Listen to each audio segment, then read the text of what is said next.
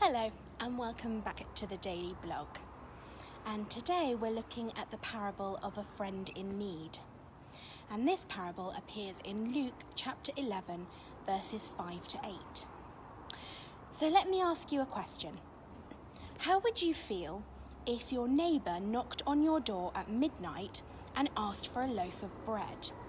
They have guests suddenly turn up out of the blue and need to feed them.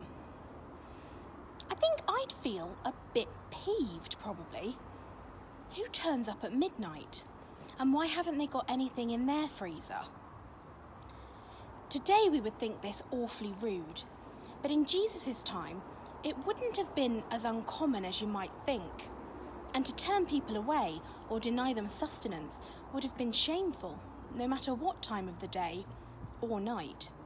In fact, you're more likely to get travellers at night, as it was far too hot to travel in the heat of the day. Imagine walking miles in the heat we've been having this past week. No wonder Noel Coward said mad dogs and Englishmen go out in the midday sun. Everyone else travels when it's cooler. Far more sensible. It's cooler now, hence why I didn't do my blog at midday. So why was Jesus telling a parable about knocking on a neighbour's door at midnight? The disciples had just asked Jesus how to pray, and this parable is embedded between Jesus teaching them the Lord's Prayer in verses 1 to 4 and telling the disciples to ask and it will be given in verses 9 to 13. So this parable is an extended teaching on prayer. Jesus is advising persistence in prayer, which will be explored further tomorrow in the parable of the persistent widow. But he is also explaining the importance of humbleness in prayer. In the parable, the man needed to humble himself to ask his neighbour for bread to feed his guest, even when his neighbour told him to go away.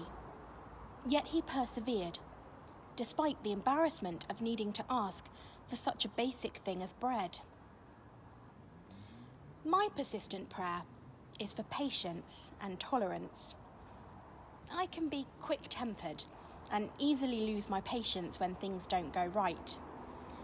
But calling on the Lord with perseverance and humility. I'm human, I will make mistakes. But he hears my prayers and teaches me that with his help, I can keep calm, even in this heat. I might be quite ticked off by now.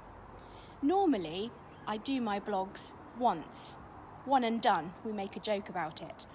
But this is the fourth time I've had to do it today. George likes to record me, so we do it together. And today, her battery died on her phone.